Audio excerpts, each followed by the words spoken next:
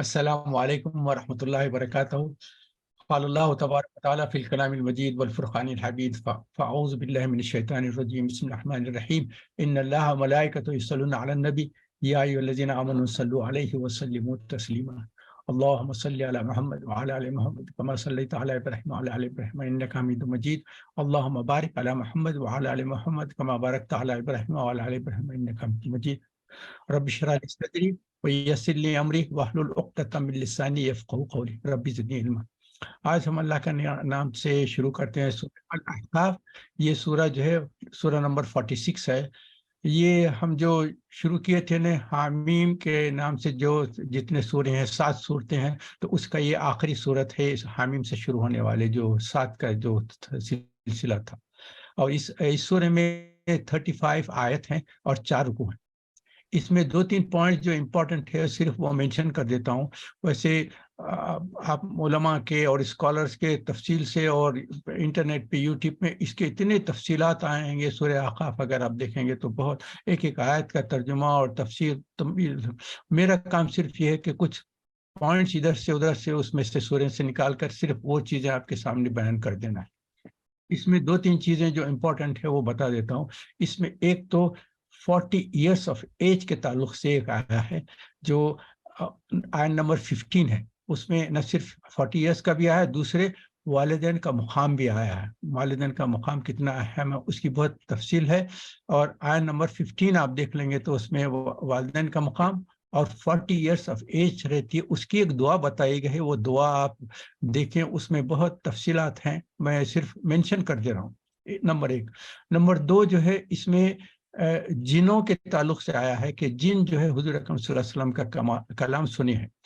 اور تیسری چیز جو ہے وہ اس میں طائف کے تعلق سے ذرا ذکر ہے۔ تو یہ اس میں مطلب یہ ہے کہ یہ سورت کا نزول جو ہے 10ویں نبوت کا جو سال رہتا ہے نا، وہ مکے میں جو آخری زمانہ تھا حضور اکرم صلی اللہ علیہ وسلم کا، اس وقت کے یہ شان نزول ہے۔ یہ جب طائف کا سفر کیے تھے حضور اکرم صلی اللہ علیہ وسلم، اس وقت کی اس کی نزول ہے۔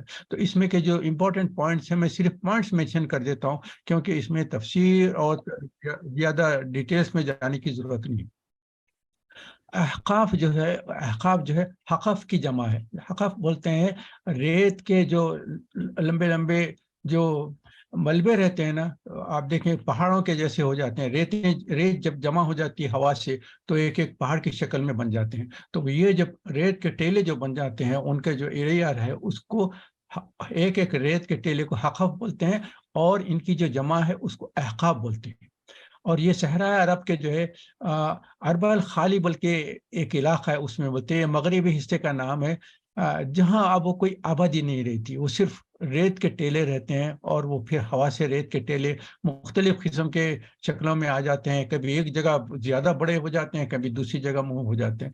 تو یہ سورہ احقاف جو ہے حقف سے ہے، کیونکہ یہ خاص طور پہ اس کو اس ایریا میں جو ہے حضور اکرم صلی اللہ علیہ وسلم وہ ایریا سے گزرے ہیں، اس کے تعلق سے۔ اب میں 2-3 پوائنٹ جو ڈسکس کرنے کے یہ طائف کے تعلق سے۔ اس کا اصل میں کیا ہوا تھا، آپ کو اس کا بیک گراؤنڈ دیکھے۔ ایک آخری زمانہ تھا جب یہ مشرکین کوششیں کریں کہ کسی صورت سے حضور اکرم صلی اللہ علیہ وسلم کا جو پیغام ہے اس کو روکنے کی کوشش کرتے گئے۔ جب کچھ نہیں ہو سکا تو اس کے بعد انہوں نے کہا کہ ہم ان حضور اکرم صلی اللہ علیہ وسلم اور ان کے جو گروپ ہے، ان کی جو سوسائٹی ہے، ان کا جو خاندان ہے، ان سے بائیکاٹ کریں گے تاکہ ان کو تکلیف پہنچے اور ان کو سہولتیں میسر نہ ہو، تو وہ شاید اپنے اس پیغام سے ختم کر دیں گے۔ جیسے ابو طالب کے پاس بھی جا کے انہوں نے ریکویسٹ کی تھی کہ آپ کے بھانجے بھتیجے جو ہے ایسی باتیں کرتے ہیں، ان کو روکنے کی کوشش کریے۔ یہ سب آپ کو تفصیلات معلوم ہے، میں صرف مینشن کر دیتا ہوں۔ تو جب ہر چیز نہیں ہو سکی تو اس وقت انہوں نے کہا بائیکاٹ کرو۔ تو اس کو کیا کیا، یہ ساری ان کی جو کمیونٹی تھی اس کو شعب بنی ہاشم یا شعب بنی طالب کے نام سے رکھا گیا ہے۔ اس کو جو ہے کئی سال کے لیے اس کو بائیکاٹ کیا گیا۔ اس بائیکاٹ میں کیا ہے ہوا کہ کوئی چیز وہاں بیچنے نہیں جائے گی، وہاں سے کوئی چیز خریدی نہیں جائے گی، کھانے پینے کے لیے تکالیف پہنچائیں گے ان کو۔ جو ہے باہر سے جو سیلز کے واسطے جو بڑے بڑے گروپ آتے تھے ان کو کہہ دیتے تھے کہ ان کے پاس سے اگر کوئی خریدنے آیا تو ان کو مت بیچو، اور جو پرائس آپ کی جو پرائس ہے نا، اگر اس گروپ سے کوئی خریدنے آیا تو اس کو ڈبل پرائس کر کے بیچو تاکہ ان کو تکلیف پہنچے اور خرید نہ سکے۔ تو بہت بہت بہت تکلیف دہ گزرا ہے شعیب بنی طالب کا جو زمانہ تھا، اس میں کئی وقت کے فاقے ہو جاتے تھے، پتے کھاتے تھے، اور جو ہے مختلف چیزوں کے جانور جو ان کے کھالوں کو جلا کے ان کو بھون کے اس سے کھایا کرتے تھے۔ تو ایسی تکالیف سے گزرے ہیں۔ ایک وقت حکیم بن حزام نے حضرت خدیجہ کے بھانجے تھے، تو وہ ایک وقت ایک پیکٹ میں سب کھانا وانا سب بنا کے اور میوے جمع کر کے وہ پہنچانے گئے، تو ابو جہل کو جیسے پتا چلا ان کو روکنے کی کوشش کرا، مگر حکیم حزام جب اس وقت تک ایمان نہیں لائے تھے، تو اس وقت جب لے جا رہے تھے تو جب روکنے کی کوشش کیا تو کچھ لوگوں نے کہا کہ یہ اپنی رشتے دارہ کے پاس، اپنی ممانی کے پاس یہ کچھ کھانا پہنچانا چاہ رہا ہے، تو تم اس کو کیسا روک سکتے ہیں؟ تو پھر اس کو ابو جہل کو کچھ تھوڑے سے شرمندگی بھی، اس کے بعد وہ بھی یہ دیکھا کہ یہ حکیم بن حزام تو اسلام نے قبول نہیں کیا، یہ مشرک ہوتے ہوئے بھی کوئی اپنی رشتہ داری کی وجہ سے مدد کر رہے ہیں، تو ان کو پھر اجازت دے دی۔ کہنے کا مطلب ہے کہ اس وقت بہت تکلیف کی حالت میں گزری۔ تو دیکھیں حضور اکرم صلی اللہ علیہ وسلم پہ کیسی ایک تکلیف کا ایک زمانہ گزرا، اس میں ان کے چیزوں کے واسطے کیسے تکالیف سے گزرے۔ بہرحال اس کے بعد کیا ہوا، ابو طالب جو حضور اکرم صلی اللہ علیہ وسلم کے زبردست سپورٹر تھے، جن کی وجہ سے قریش ان کے اوپر سختی نہیں کر سکتے تھے، ان کے اوپر ان کی جان لینے کی کوشش کرتے تھے، مگر ابو طالب کی وجہ سے رک جاتے تھے کہ یہ جو ہے ان کے قریش ان کے لیڈر ہیں، ان سے ہوتے۔ اس کے بعد کیا، ابو طالب کا انتقال ہو گیا۔ حضور اکرم صلی اللہ علیہ وسلم کو زبردست صدمہ ہوا کہ جو ایک زبردست سپورٹر تھا میرے خاندان کا، وہ چلے گا۔ اس کے کچھ دن بعد خدیجہ رضی اللہ تعالیٰ عنہ کا انتقال ہو گیا۔ تو جو زبردست حضور اکرم صلی اللہ علیہ وسلم کے سپورٹر تھے وہ دنیا سے چلے گئے، ان کے اوپر کافی اثر ہوا۔ اس کے بعد انہوں نے سوچا کہ اس کے بعد جو یہ ان کا جو کانٹیکٹ تھا، کال آؤٹ جو کرتے تھے شہروں میں یہاں چل، اس کو پھر انہوں نے ختم کر دیا۔ اس کے بعد فریڈم ہو گیا، اب جہاں چاہتے آ سکتے ہیں، جا سکتے ہیں، مکے میں گھوم پھر سکتے ہیں۔ تو حضور اکرم صلی اللہ علیہ وسلم نے اس وقت ڈیسائیڈ کیا کہ وہاں سے نکل کر، کیونکہ مکے کے لوگ تو کچھ نہیں سن رہے ہیں، تو طائف کی طرف چلے جاؤں گا میں۔ اچھا، اس کی تعلق سے مجھے پتہ نہیں، کہیں تفسیر کی کتابوں میں نہیں لیا، مگر میرا خیال ہے جو آپ کے ساتھ شیئر کرتا ہوں میں، ہو سکتا ہے کہ حضور صلی اللہ علیہ وسلم کو اللہ تعالیٰ نے ایک اشارہ دے دیا ہوگا کہ دیکھو مکے والے تو تمہاری بات سننے والے نہیں ہیں، مگر تم مکے سے ایک دوسری مقام پہ جائیں گے جہاں تمہاری بات کو سنی جائے گی، اور وہاں سے تمہارے سپورٹر زبردست ہو جائیں گے۔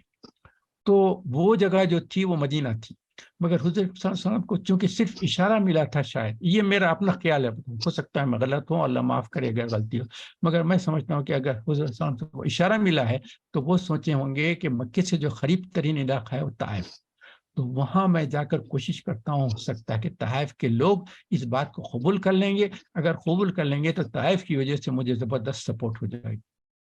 تو ارادہ کر کے نکلے ہیں، اور اپنے ساتھ کس کو لے گئے؟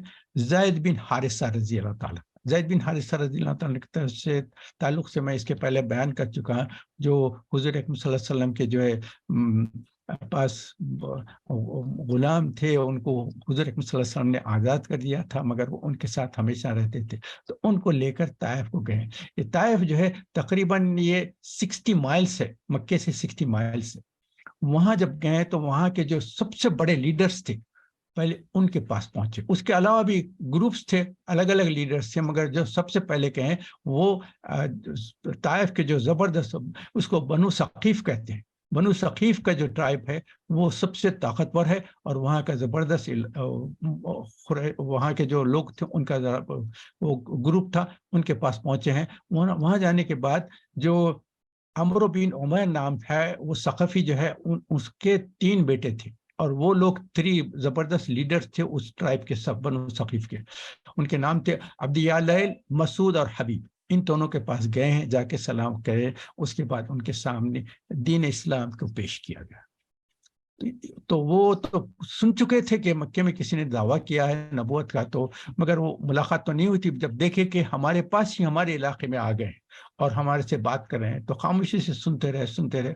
اس کے بعد ان کا جو زبردست ریاکشن ہوا وہ بڑا تکلیف دہ ریاکشن تھا. ان میں سے تینوں بھائیوں میں سے تینوں نے کیا کیا بات کی تھی وہ آپ کے سامنے رکھتا. پہلے والے نے کہا کہ اگر آپ نبی ہیں تو میں کعبے کا پردہ پھاڑ دوں گا.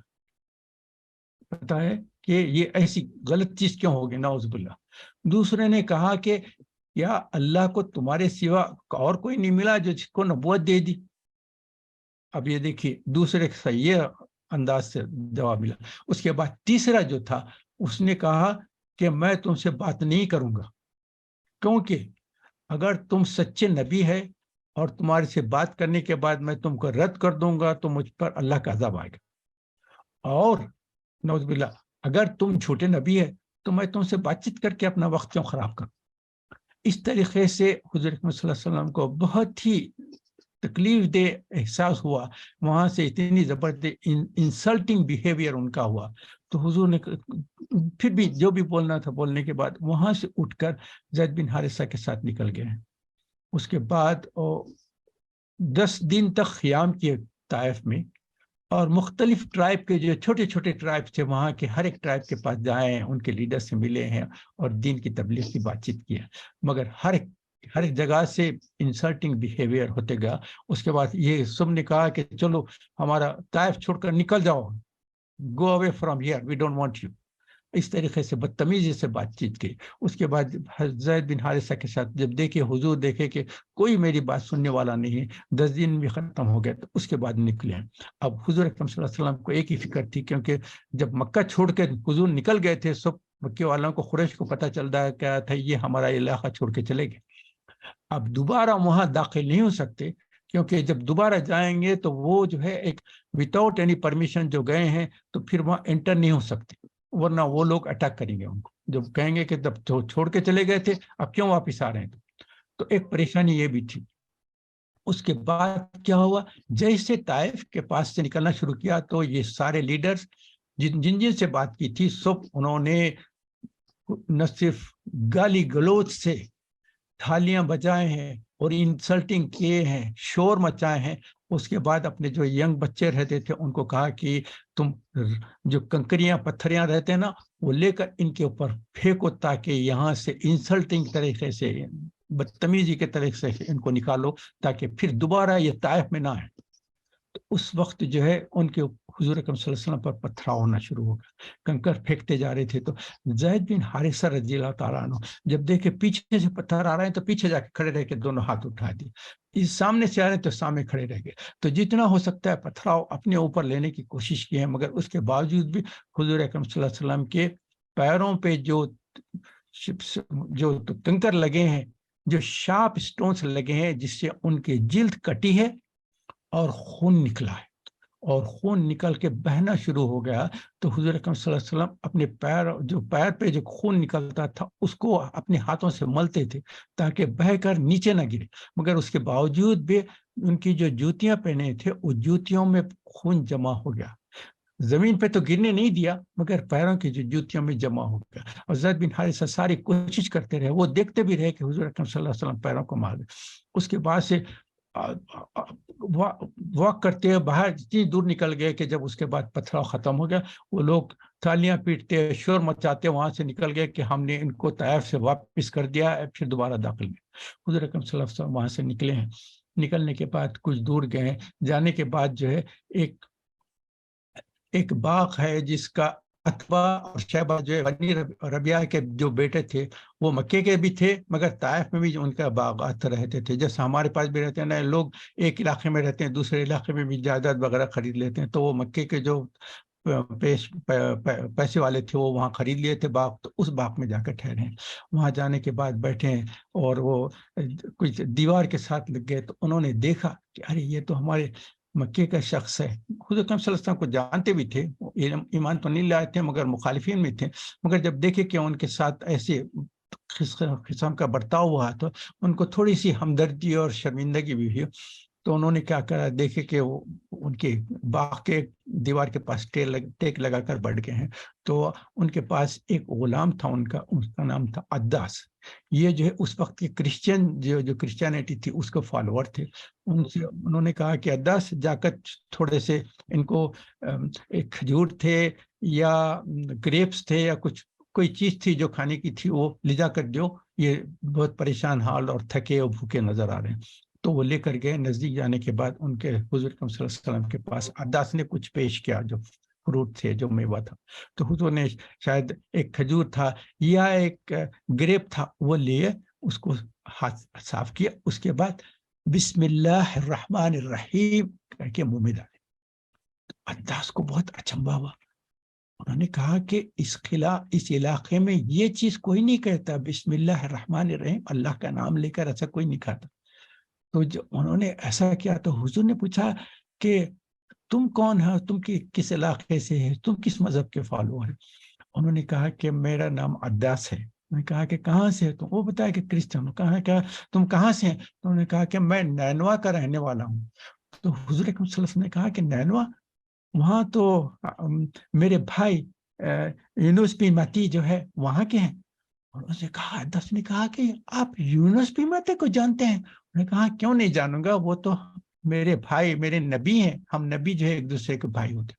وہ جیسے سنتے دیکھا تو اس کے اوپر اثر بھی ہوا، خوبصورت چہرہ، نورانی شکل، اور جو بسم اللہ کے نام سے انہوں نے شروع کیا، جو ایک عجیب بات تھی۔ اور اس کے بعد ایک ایسی بات انہوں نے کہا کہ جو یہاں کے کوئی لوگ جانتے نہیں تھے، کہ نینوا کے جو یونس بن متی وہاں کے نبی تھے۔ فوری جیسے ہوا، اس کے دل نے ایمان کے لیے اس کا دل کھل گیا، حضور اکرم صلی اللہ علیہ وسلم کے ہاتھوں کو بوسہ دیا، ان کی پیشانی کو بوسہ دیا، اس کے بعد ان کے پیروں پہ بھی بوسہ دیا۔ اب یہ جو اتباع اور شہبا نے دیکھا، انہوں نے کہا کہ دیکھو ہمارے غلام کے اوپر انہوں نے کیا جادو کر دیا، دیکھیے ان کے ہاتھ پیر پڑ رہا ہے۔ اس کے بعد وہاں سے عداس واپس جب آیا تو اس سے پوچھے کہ تمہارا کیا ہو گیا تھا، تم ان کے ہاتھ پر کیوں پڑ؟ انہوں نے کہا کہ مالک آپ کو پتہ نہیں، اس وقت اس دنیا میں ان سے زیادہ کوئی اہم شخصیت نہیں ہے، یہ اللہ کے نبی ہیں، کیونکہ میں بھی جس علاقے کا آیا ہوں وہاں کے جو نبی تھے ان کا نام کسی کو بھی پتہ نہیں تھا، اور انہوں نے جب اس کی اطلاع دی تو مجھے پتہ چل گیا کہ یہ سچے نبی ہے، تو اس نے ایمان لا لیا تھا۔ اب زید بن حارثہ اس کے بعد بیٹھے حضور اکرم صلی اللہ علیہ وسلم کے ساتھ، جو بھی ان کے ساتھ اچھی بات چیت کرتے، اس کے بعد انہوں نے ایک سوال کیا کہ حضور جب آپ کے اوپر جو پتھرا ہو رہا تھا تو آپ جو ہے پیروں پہ جو خون آتا تھا فوری اپنے جلد پہ ملنا شروع کر دیتے تھے، اس کی کیا وجہ تھی؟ حضور نے فرمایا کہ اگر میرے خون کا ایک قطرہ بھی زمین پہ گر جاتا تو اللہ کا عذاب آ کر پوری طائف کی قوم تباہ ہو جاتی تھی، تو میں ان کو تباہی سے بچانے کے لیے اپنے خون کا خطرہ زمین پہ گرنے نہیں دیا، اگرچہ کہ میرے جسم میں رہا اور میری جوتیوں کے اندر خون سکھا، مگر زمین پہ ایک قطرہ خون کا گرنے نہیں دیا۔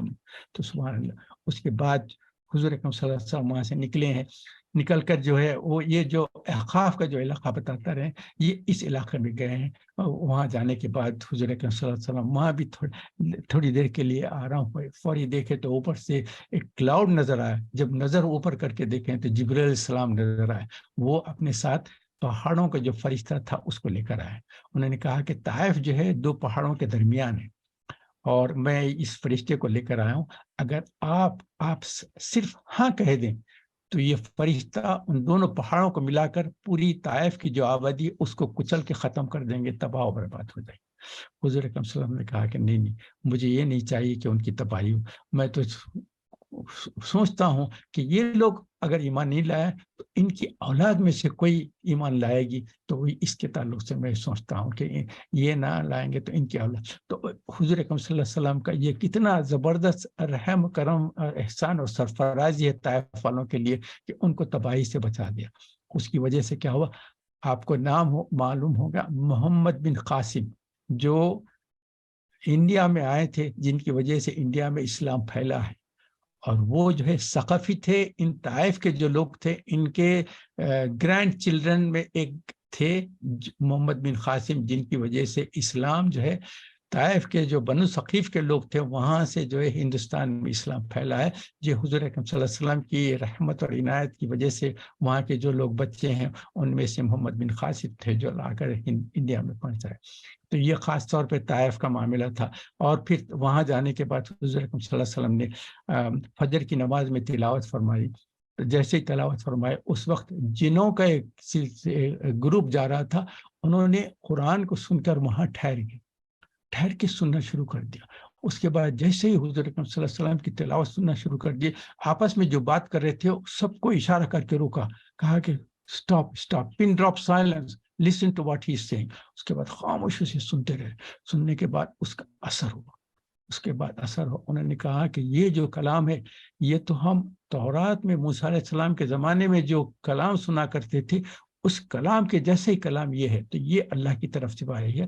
اور خود جنہوں نے اس وقت اس کلام کو اللہ کا کلام سن کے ایکسیپٹ کر لیا, اور حضور اکرم صلی اللہ علیہ وسلم سے اگر سے کہ ملاقات نہ ہوئی مگر وہ ان کے دلوں میں ایمان آ گیا الحمدللہ. تو وہ اس کے بعد وہ اپنے علاقے میں گئے ہیں. اس کے بعد تفصیلات میں جیسے رکوع میں آئیں گے تو میں تفصیلات بیان کر دوں گا. تو ایک چیز یہ, دوسری چیز میں جس کا ذکر کرنا چاہ رہا ہوں, ایک تو یہ طائف کا معاملہ, دوسرے والدین کا مقام.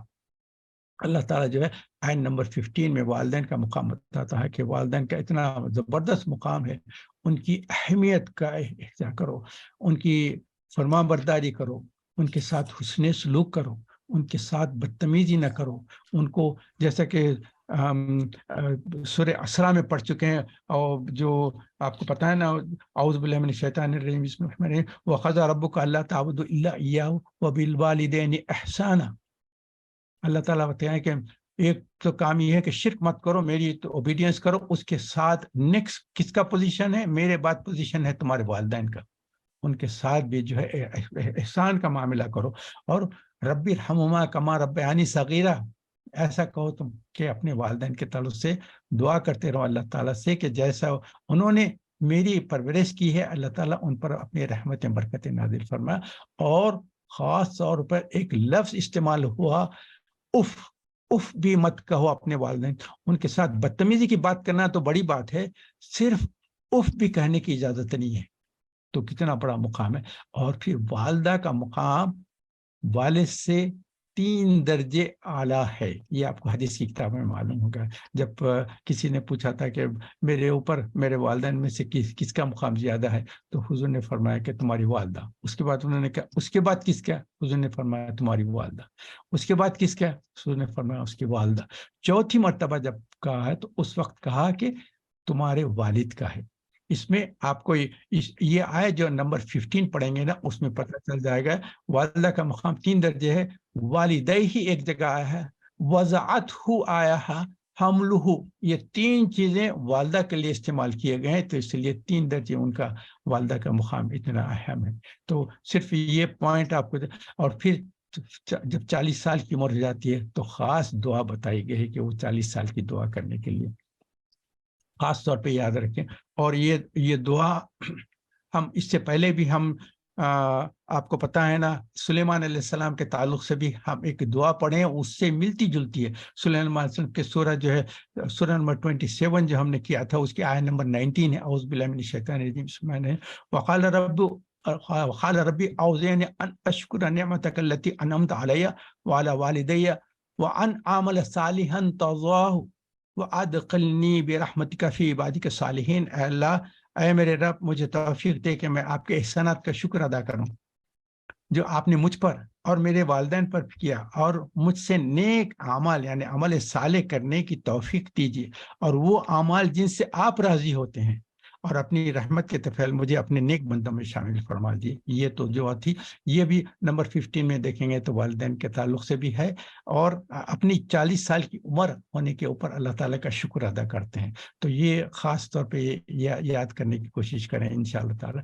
اب میں جو ہے اس کے بعد اب ایک رکوع کے اوپر لاتا ہوں کیونکہ ٹائم بہت جلدی سے گزر جاتا ہے. تو پہلے رکوع میں جو ہے ابتدا میں پھر وہی یاد دلائی باتیں یاد دلاتے جاتے ہیں کہ آسمان اور زمین اور دریا میں جو کچھ بھی ہے اس کی تخلیق اللہ تعالیٰ فرمانے والے ہیں, اور ایک خاص مقصد کے خاطر کہ اس کے لیے تخلیق کیے گئے. اور یہ چیزیں دنیاوی جو چیزیں ہیں یہ ہمیشہ کے لیے نہیں ہے. آسمان بھی نہیں ہے، زمین بھی نہیں ہے، نہ جانور ہے نہ انسان ہے، سارے سب کو ختم ہونا ہے، تباہ ہو جائیں گے، ختم ہو جائیں گے. یہ ہمیشہ کے لیے نہیں، ایک مدت کے لیے ہے. اور جو مشرکین ہیں ان سے کچھ سوالات بھی کیے جا رہے ہیں کہ تمہارے معبود نے کیا بنایا، جو اللہ کو چھوڑ کر جو تم عبادت کرتے ہیں انہوں نے کیا بنایا، اور اس کے ثبوت پیش کرو جن کو یہ پکارتے ہیں. یہاں یہ بتایا گیا ہے کہ یہ جن کی جو اللہ کے سوا جس شرک کرتے ہیں، جو عبادت کرتے ہیں، وہ 3 قسم کے اس میں. پہلے ایک قسم یہ ہے کہ بے جان بت ہے، جو پتھر سے لکڑیوں سے خود بناتے ہیں اور اس کے بعد جو ہے اس کی عبادت کرتے ہیں. نمبر 2 فرشتے. نمبر 3 نیک انسان. یہ جو شرک جو کرتے ہیں نا 3 قسم کے، ایک تو یہ بے جان بت ہے، ایک تو فرشتے ہیں، اور دوسرے نیک انسان ہیں. نیک انسان کے تعلق سے میں آپ کو پتہ ہے نا، نوح علیہ السلام کے زمانے میں کیا تھا، وہ ودا، سوا، یعوس، یغوس، نصرہ، یہ 5 نیک جو لوگ تھے. ان میں ایک تو عورت بھی تھی ان میں سے. یہ جو نیک تھے ان کے جو ہے یہ سمجھے کہ یہ اللہ سے اپنی نیکی کی وجہ سے قریب ہیں، تو ہم پہلے تو ان سے کہتے تھے کہ ہماری دعاؤں کو آپ اللہ کے پاس پہنچا دیں. اس کے بعد انہوں نے وہ بھی بولنا چھوڑ دیا. اس کے بعد کہا کہ اب اللہ کو تو نہ دیکھے ہیں نہ جانتے ہیں، نہ ہم کو پتہ نہیں کدھر ہے. ہم لوگ ان کو جانتے تھے، ان کے بتوں کو بنا کر ان کی پوجا کرنا شروع کر دیے کہ ہم آپ سے پوجا کرتے ہیں، آپ سب کرنے والے ہیں، آپ کے ذریعے سے سونا. نعوذ باللہ. اس کے بعد کیا، عیسیٰ علیہ السلام کے تعلق سے بھی یہی ہے. اور کچھ یہود جو ہے عزیر علیہ السلام کے تعلق سے بھی کہتے تھے کہ یہ اللہ کے بیٹے ہیں. اللہ کے بیٹے ہیں تو اللہ کے بیٹے سے ہی مانگو. تو جب آپ آج کل بھی جو کرسچینٹی میں ہوتا ہے تو عیسیٰ علیہ السلام کو جو ہے اپنا خدا سمجھتے ہیں، اور جو بھی مانگنا ہے ask Jesus, Jesus will help you, اس سارے باتیں جو کرتے ہیں یہ سب چیزیں. تو قیامت میں کیا ہوگا، جب جمع ہوں گے تو نیک انسان جو ہے جن کی عبادت کرتے ہیں، فرشتے بھی انکار کرتے ہیں کہ اللہ تعالیٰ یہ ہمارے سے کوئی تعلق نہیں ہے. اور جن انسانوں کی یہ عبادت کرتے تھے وہ انسان خود بھی کہیں گے کہ اللہ تعالیٰ ہمارا ان سے کوئی تعلق نہیں. جیسا کہ ہم اس میں پڑھ چکے ہیں کہ عیسیٰ علیہ السلام بھی جو ہے جب ان سے پوچھا ہے کہ اللہ تعالیٰ پوچھیں کہ ایسا کیا تم یہ کہا کرتے تھے کہ تم میری عبادت کرو، کہ اللہ کے سوا میری عبادت کرو یا میری والدہ کی عبادت کرو، تو فوری عیسیٰ علیہ السلام کہتے ہیں. ہم یہ سورہ مائدہ میں پڑھ کے آئے تو اس میں بتا دیا جائے کہ انہوں کہتے ہیں کہ میں تو جب تک میں رہا آپ مجھے جانتے ہیں، اور میں جو بھی کہتا تھا وہ بھی آپ جانتے ہیں. میرے جانے کے بعد انہوں نے کیا کیا اس کی تو مجھے کوئی اطلاع نہیں. آپ عالم ہیں، آپ علم رکھنے والے ہیں، آپ کو ساری تفصیلات معلوم. تو جن کی یہ عبادت کرتے تھے، جو شرک کرتے تھے، وہ سارے ان کی نفی کریں گے، اور یہ لا تعلقی ظاہر کریں گے. پھر یہاں حضور اکرم صلی اللہ علیہ وسلم سے کہا جاتا ہے کہ میں کوئی نیا رسول نہیں ہوں، اس سے پہلے جتنے رسول گزرے ہیں ان کے جیسا ہی ہوں، خود حق پر چل رہا ہوں، بلکہ تم کو بھی حق اور توحید کی دعوت دے رہا ہوں. ہاں اگر اس کو نہ مانے تو عذاب سے ڈرانے والا ہوں. آیت نمبر 10 میں خاص طور پہ اشارہ ہے کہ بنی اسرائیل کے ایک گواہ کا جو تورات جانتا تھا اور پھر ایمان لایا. اس سے بہت سے مفسرین نے کہتے ہیں کہ تو یہ تو موسیٰ علیہ السلام کے تعلق سے ہے، کیونکہ موسیٰ، مگر بعض لوگوں نے ایک جگہ یہ بھی کہا کہ اس سے عبداللہ بن سلام رضی اللہ تعالیٰ کے تعلق سے بات ہے. اس پہ سعد بن ابی وقاص کی جو بخاری اور مسلم اور نسائی میں اور ابن جریر نے بھی منشن کیا ہے کہ اس سے اشارہ ان کے تعلق سے ہے عبداللہ بن سلام رضی اللہ تعالیٰ. واللہ عالم، میں اس کے تعلق سے زیادہ ڈسکس میں نہیں جانا چاہتا ہوں، کیونکہ یہ جہاں سے کنٹروورسی کوئی چیز ہو جاتی ہے میں تفصیل میں جانے کی کوشش نہیں کرتا ہوں، اوائڈ کرتا ہوں. کہ البتہ یہ ہے کہ اب یہاں سے جو ہے یہ پہلا رکوع ہو گیا، اس کے بعد جو ہے دوسرا رکوع شروع ہوتا ہے. کفار سے کہتے ہیں کہ اگر یہ دین سچا ہوتا تو امیر اور عقلمند ایمان لاتے ہیں. تمہارے پاس جو ایمان لاتے ہیں وہ غریب، کمزور اور معمولی ہے، غلام لوگ ہیں جن کا کوئی سوسائٹی میں کوئی مقام نہیں ہے. اور تو اللہ تعالیٰ بتائیں اس سے قبل موسیٰ علیہ السلام پر جو نازل کی گئی تورات میں بھی یہی بات کہی جاتی ہے کہ وہ کہتے تھے کہ فرعون کہتا تھا کہ اگر یہ سچی بات ہوتی تو ان کے پاس بھی طاقت اور دولت اور حکومت نہیں ہوتی. یہ تو نبی جو ہے آتے ہیں، یہ تو ہمارے سامنے کھڑے رہتے ہیں، ان کے پاس تو ہمارے جیسا بہترین قیمتی لباس پہنے، یہ تو معمولی کپڑے پہن کے آتے ہیں، ان کے پاس نہ دولت ہے، نہ طاقت ہے، نہ ثروت ہے، نہ حکومت ہے. یہ صرف ایک ایگزامپل کہہ کے بتا دیا. اور اہم بات جو ہے اللہ کا شکر کرنا ہے. جو آیت نمبر 15 میں جو والدین کے مقام اور 40 سال کی جو بات کی جاتی ہے نا، اس میں بتا کر پہنچا دیتا ہوں. اس میں اہم بات کیا ہے، اس میں کچھ پوائنٹس ہے بتا دیتا ہوں. اللہ کا شکر خود ادا کریں. والدین کی جو ہے اللہ اس نعمت کا شکر ادا کریں. خود اللہ کا شکر ادا کرے کہ اللہ تعالیٰ نے مجھے 40 سال کی عمر دے دی. اس کے بعد وہ اللہ کا شکر ادا کریں کہ اللہ تعالیٰ نے والدین کی نعمت ہم کو عطا فرمائی. تیسری چیز کیا ہے، نیک عمل کی توفیق کی دعا کرنا ہے. چوتھی چیز کیا ہے، نیک اولاد کی دعا کرنا ہے. پانچویں چیز کیا ہے، اللہ سے کہیں کہ اللہ مجھے توبہ کی توفیق دے اور مجھ سے جو کچھ غلطیاں گناہ ہو جاتے اپنی رحمت کے طفل معاف فرما دے. اس کے بعد پانچویں چیز کیا ہے، فرما برداری کی دعا کرتے ہیں کہ اللہ تعالیٰ ہم کو اپنے فرما برداروں میں قبول کر لے اور ہم کو توفیق دے کہ آپ کے جتنے احکام ہیں اس کی فرما برداری کریں. اور اللہ تعالیٰ فرماتے ہیں ایسے لوگوں کو جنت کی بشارت ہے، اور والدین کے نافرمانوں کو زبردست ڈانٹ ہے اور ایک عذاب کا الٹیمیٹم بھی ہے. اور کفار کو قیامت کی رسوائی اور جہنم کے عذاب کے تعلق سے بتا دیا جاتا ہے. میں تیسرے رکوع پہ آتا ہوں. اس میں قوم عاد یعنی ہود علیہ السلام کے جو قوم تھے ان کے تعلق سے ڈرایا جاتا ہے. اور یہ جو ہے احقاف کے قریب وہاں جو ٹیلے تھے اس سے ذری دور جانے کے بعد یہ علاقے تھے جو قوم عاد جو جس علاقے میں تھے. اور اس کے لیے جو لیے بتایا جاتا ہے مشرکین کو کہ قریش سے کہا جاتا ہے کہ تم تو اس علاقوں کو جانتے ہیں، وہاں کے جو کھنڈر ہیں اور تباہ شدہ علاقے ہیں دیکھتے ہیں، اس سے تم کو کچھ عقل نہیں آتی، کچھ سمجھ نہیں آتی کہ جو ہے قوم عاد نے ہود علیہ السلام کو جو ریجیکٹ کیا اور اللہ کی نافرمانی کی، اسلام نہیں لایا، ایمان نہیں لایا، تو ان کے اوپر کتنا زبردست تباہی برپاتے گی. خود علیہ السلام کے قوم بھی جو عاد تھی وہ بھی جب یہ توحید کی تعلق دیتے تھے وہ کہتے تھے ہم نہیں مانتے. اس کے بعد کہتے تھے کہ اگر ایسی آپ سچے نبی ہیں تو بد دعا کرو نا، آپ کی بد دعا سے دیکھیں گے کیا ہوتا ہے. بد دعا کے لیے کیا کرتے تھے، متکبر لوگ تھے. اس کے بعد جب انہوں نے بد دعا دی تو ایک ابارہ آیا. ابارہ آتے انہوں نے کہا کہ دیکھو تم نے تو بد دعا دی کی، اور یہاں تو ہمارے پاس تو ابر آ رہا ہے تو بارش کی، ہمارے پاس تو یہاں تو نعمتیں آئیں گی جس سے بارش ہوگی اور زراعت ہوگی اور ہوگی. مگر کیا ہوا، جو ابر آیا ہے وہاں سے 7 رات اور 8 دن تک مسلسل بارش اور ہریکین ایسا ہوا، زبردست ہریکین ایسا ہوا کہ انسان ہے، جانور ہے، درخت ہے، جو بھی چیز تھی اٹھا کے اوپر لے جا کے وہاں سے پھینک دی گئی اور سارے تباہ اور برباد ہو گئے.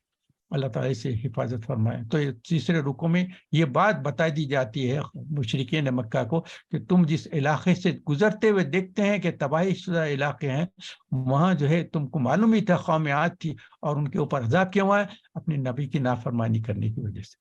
یہ تیسرا رکوع تھا. چوتھے رکوع میں آخری رکوع ہے، اس میں کچھ بات کر کے انشاءاللہ دیکھیں گے، پھر کچھ بات ہوتی ہے انشاءاللہ. اللہ تعالیٰ فرماتے ہیں کہ ہم تمہارے طرف جن کو متوجہ کیا ہے، یعنی آپ طائف میں جا کے انسانوں کو کلام سنانے کی کوشش کی، وہی کے جو آپ کے پاس نازل ہوئی تھی اس کی تفصیلات سنانا چاہ رہے تھے، انہوں نے سنا بھی نہیں، ریجیکٹ کر دیا.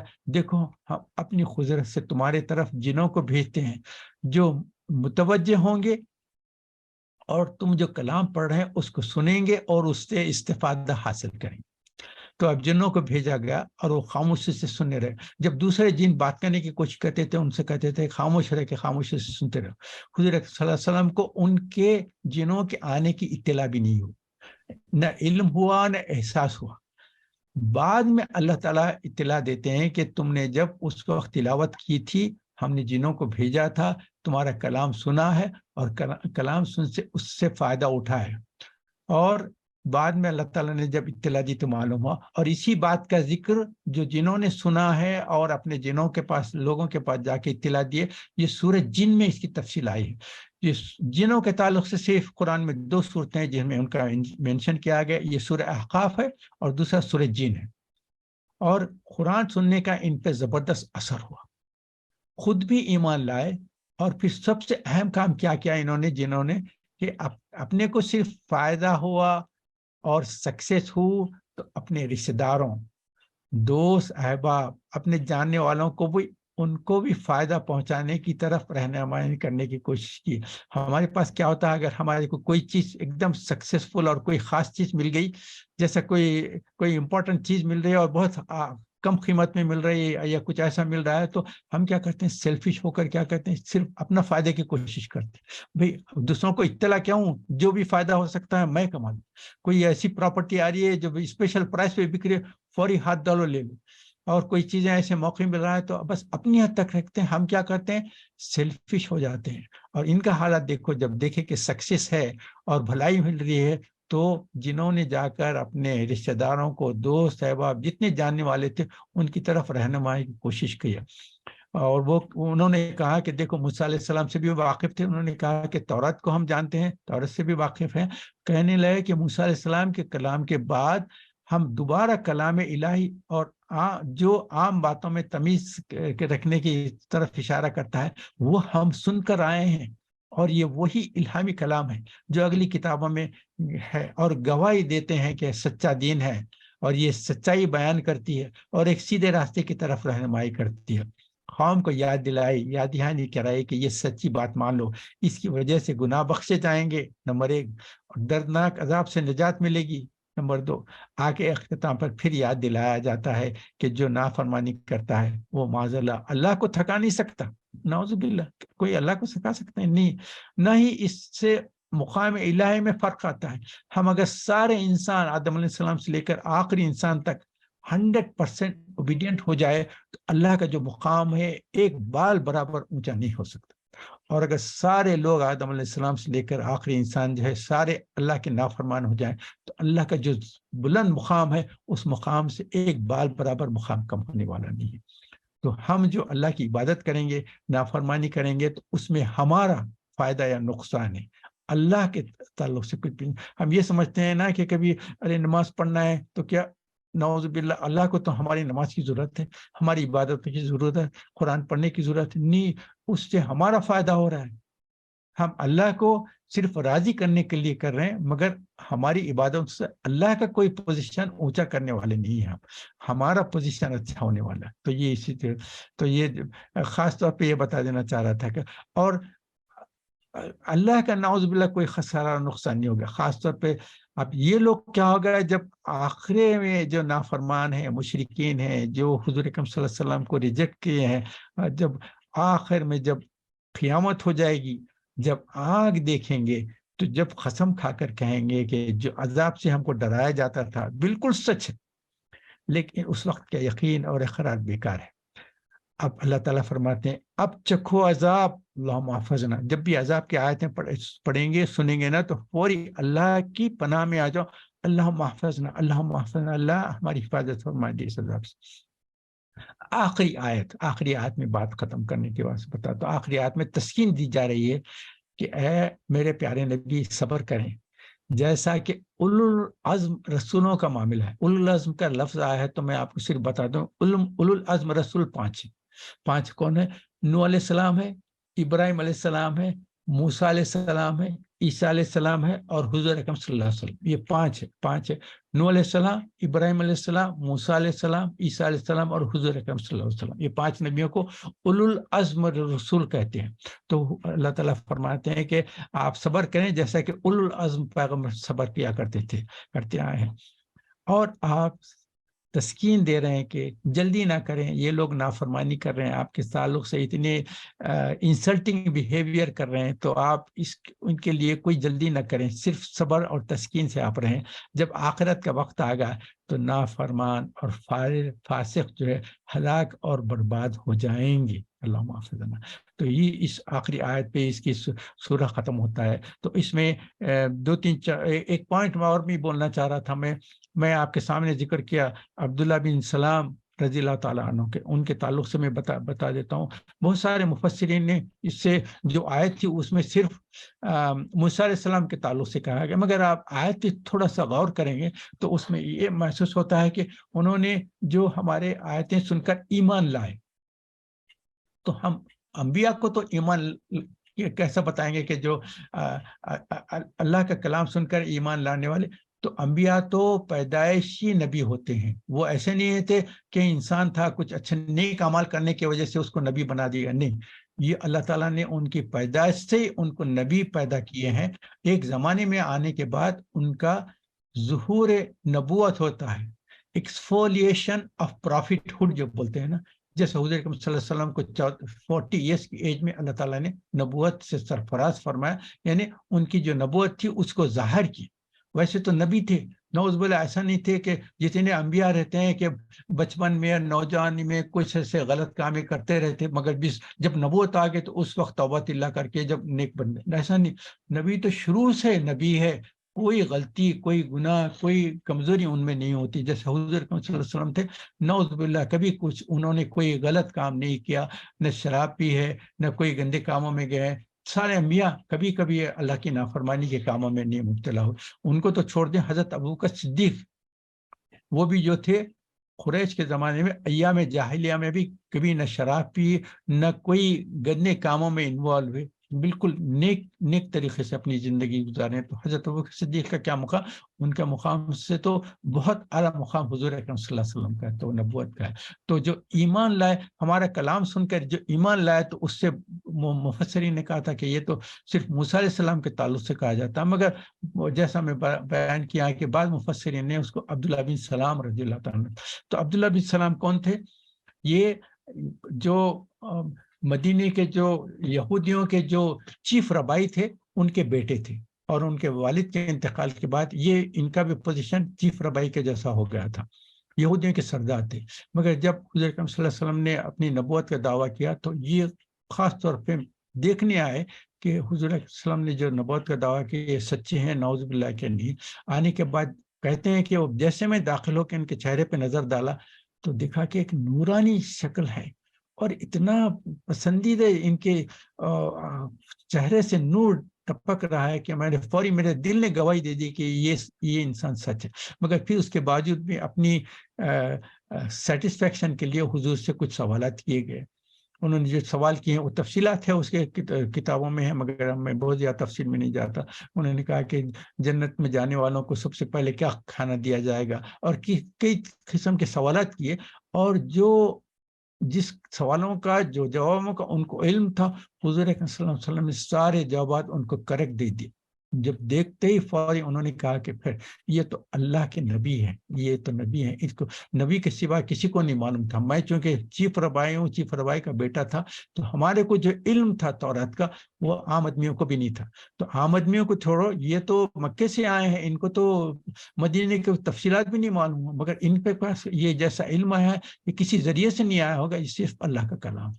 तो अल्लाह का कलाम जब आया है, तो उसके बाद फौरी उन्होंने दिल से इस्लाम कबूल कर लिया और पक्के मुसलमान बन गए, अल्हम्दुलिल्लाह। तो ये अब्दुल्लाह बिन सलाम रज़ियल्लाहु अन्हु, उनके ताल्लुक से बस हदीस की किताब में आता है, और उसमें मैं शायद हमारे फरीद भाई से भी एक मरतबा बातचीत हुई थी, तो मैंने एक शादी में बैठ के बात कर रहे थे, उस वक्त ये बयान किया था, तो उन्होंने भी सुना था।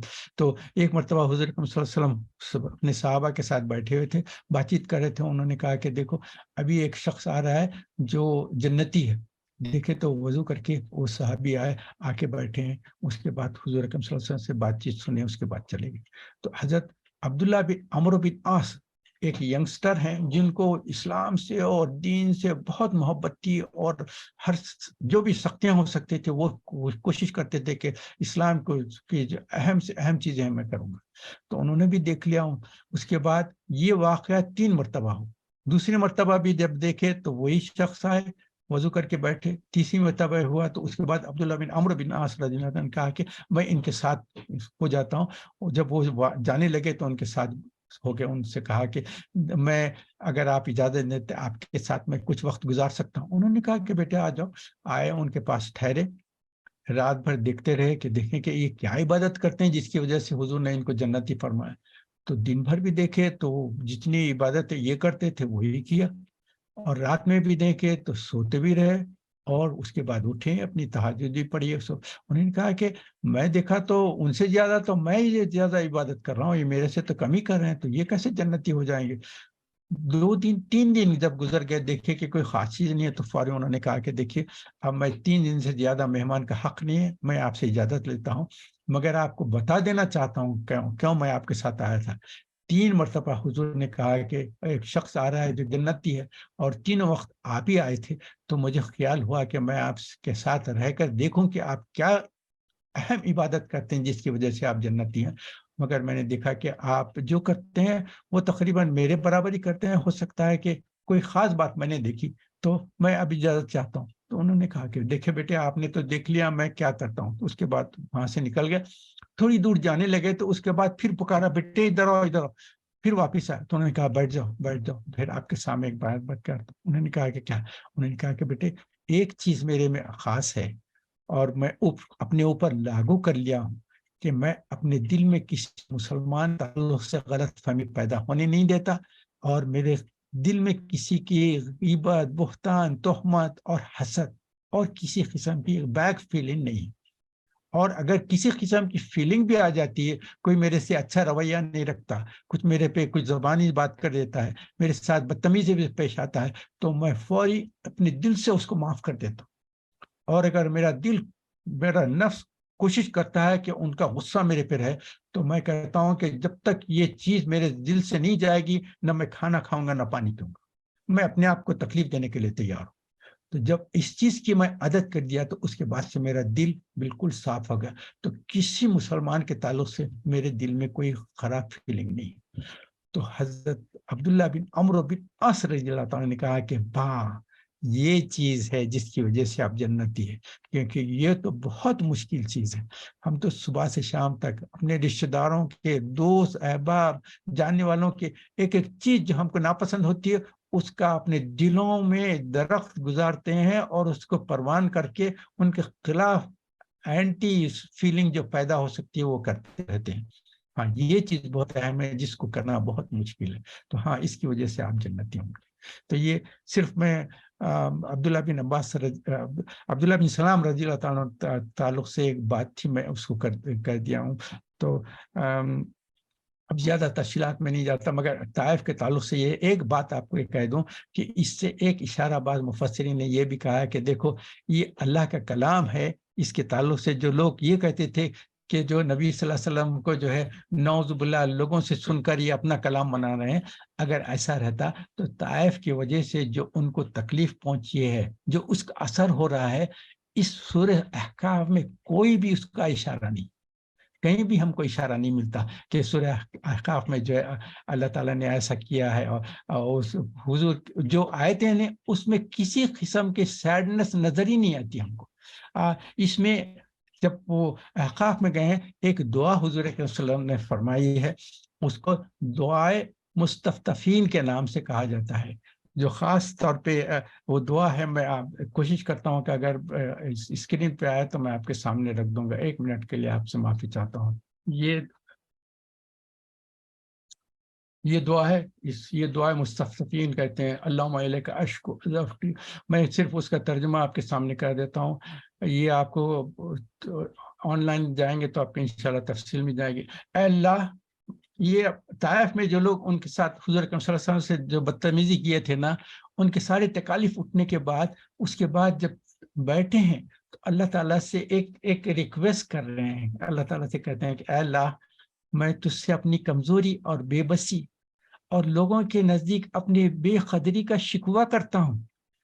یا ارحم الراحمین، تو کمزوروں کا رب ہے اور تو ہی میرا بھی رب ہے۔ تو مجھے کس کے حوالے کر رہا ہے؟ کیا کسی بیگانے کے جو میرے ساتھ بے تندی سے پیش آئے، یا کسی دشمن کے جس کو تو نے میرا مالک بنا دیا ہے؟ اگر مجھ پر تیرا غضب نہیں ہے تو مجھے کوئی پرواہ نہیں، لیکن تیری عافیت میرے لیے زیادہ کشادہ ہے۔ میں تیرے چہرے کے اس نور کی پناہ چاہتا ہوں جس سے تاریکیاں روشن ہو گئیں، اور جس پر دنیا اور آخرت کے معاملہ درست ہوئے، کہ تو مجھ پر اپنا غضب نازل کرے یا تیرا عتاب مجھ پر وارد ہو۔ تیری رضا مطلوب ہے، یہاں تک کہ تو خوش ہو جا، اور تیرے بغیر کوئی زور اور طاقت نہیں۔ تو دعائے مستففین ہے، آپ آن لائن جا کے دیکھیں، کیسی زبردست دعا ہے۔ یہ ایک ہی مرتبہ حضور اکرم صلی اللہ علیہ وسلم نے اللہ تعالیٰ سے شکوہ کیا ہے، جس کے تعلق سے بیان کر دیا جاتا ہے۔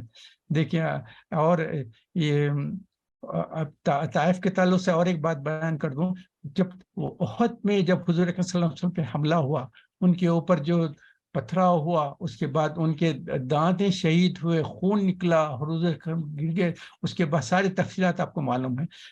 تو حضرت عائشہ فرماتے ہیں کہ آپ کی عمر میں، آپ کی جو سیرت میں سب سے زیادہ تکلیف دہ واقعہ جو تھا احد کا تھا تو حضور نے فرمایا نہیں عائشہ وہ نہیں، اس سے زیادہ تکلیف دہ واقعہ جو ہے طائف کا تھا، جس میں میرے ساتھ بہت ہی انسلٹنگ بیہیویئر ہوا تھا، میرے ساتھ بہت تکلیف ہوئی تھی۔ تو طائف کا جو واقعہ ہے وہ جو ہے احد سے بھی زیادہ حضور اکرم صلی اللہ علیہ وسلم کو تکلیف دہ معلوم ہوا تھا۔ تو یہ ساری بات ختم کرتا ہوں میں انشاءاللہ۔ اللہ تعالیٰ سے دعا کریں کہ جو کہا گیا سنا گیا اس کو قبول فرمائے، اور ہم سے جو کچھ کوتاہیں خطائیں نافرمانیاں ناشکریاں ہو جاتا ہے، اللہ تعالیٰ اپنے رحمت کے تو فیل معاف فرمائے۔ آمین اللهم آمین إني أعوذ بك من أن أشرك بك شيئا وأنا أعلم به وأستغفرك لما لا أعلم به، تبت عنه وتبرأت من الكفر والشرك والنفاق والفحشاء والغيبة والبهتان والكذب والمعاصي كلها، وأسلمت وآمنت وأقول لا إله إلا الله محمد رسول الله۔ اللهم صل على محمد وعلى آل محمد كما صليت على إبراهيم وعلى آل إبراهيم إنك حميد مجيد، اللهم بارك على محمد وعلى آل محمد كما باركت على إبراهيم وعلى آل إبراهيم آمین اللهم إني أسألك إيمانا كاملا ويقينا صادقا وعملا متقبلا ودعاء مستجابا ونظر الرحمة وفضلا دائما وأجرا عظيما ورزقا حلالا طيبا وبدنا صابرا ولسانا ذاكرا وقلبا خاشعا وقلبا صادقا وقلبا صابرا وقلبا شاكرا وقلبا منورا وتوبة نصوحا وتوبة قبل الموت وراحة عند الموت ومغفرة بعد الموت والعفو عند الحساب والفوز بالجنة والنجاة من النار۔ اللهم حبب إلينا الإيمان وزينه في قلوبنا وكره إلينا الكفر والفسوق والعصيان واجعلنا من الراشدين وجعلنا من الصادقين وجعلنا من المتقين وجعلنا من المحسنين وجعلنا من المخلصين وجعلنا من الصادقين وجعلنا من الصابرين وجعلنا من الشاكرين وجعلنا من عبادك الصالحين لا خوف عليهم ولا هم يحزنون۔ اللہ پاک ہماری ساری دعاؤں کو اپنے رحمت کے طور پر قبول فرمائے، بیٹھنا کہنا سننا اس کو قبول فرما لے۔ اللہ تعالیٰ ہم سے جو کوتاہیں خطائیں جو غلطیاں ہو جاتے ہیں اپنے رحمت کے طور معاف فرما دے۔ اللہ تعالیٰ جو بیمار ہیں ان کو صحت عافیہ کاملہ عطا فرما، جو پریشان حال ہے ان کو پریشانی سے نجات عطا فرما، جو ہمارے دوست احباب قرضدار ہیں ان کو قرضوں سے نجات عطا فرما، اور جو ہمارے دوست احباب رشتہ دار دنیا سے گزر گئے اللہ تعالیٰ ان پر اپنے رحمت و برکت نازل فرما، ان کو جنت اعلیٰ مقام عطا فرمائے، سارے کوتاہیوں کو ان کی غلطیوں کو اپنے رحمت کے تو فرما۔ اللہ تعالیٰ ہمارے لیے اپنی ہدایت کے فیصلے فرمائے۔ اللہ پاک ہم کو اپنے نفس اور شیطان کے شرور سے حفاظت فرما دیجیے۔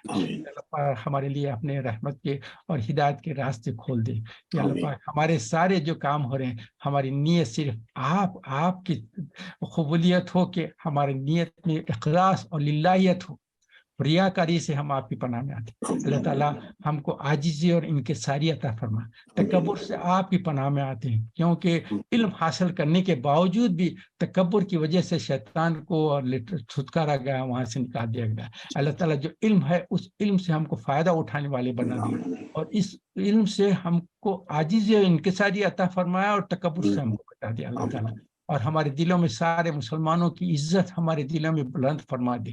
ہم کو اپنے رشتہ داروں، دوستوں، بھائی بہنوں سے، جاننے والوں سے، سارے مسلمانوں کے تعلق سے ہمارے دلوں کو پاک اور صاف رکھ، کسی قسم کی غلط فہمی نہ پیدا ہونے سے ہمارے دلوں کو پاک اور صاف فرما دے، اس میں اپنا نور بھر دے اور ہدایت بھر دے، اور ہمارے دل میں کوئی چیز نہیں آ سکتی سوائے اللہ تعالیٰ آپ کو ہم اپنے دلوں میں پیدا کرنا چاہتے ہیں۔ ہم کو توفیق دے کہ ہم آپ کے شکر گزار ہوں، زبان سے بھی، دل سے بھی اور عمل سے بھی آپ کی فرما برداری میں گزار دے۔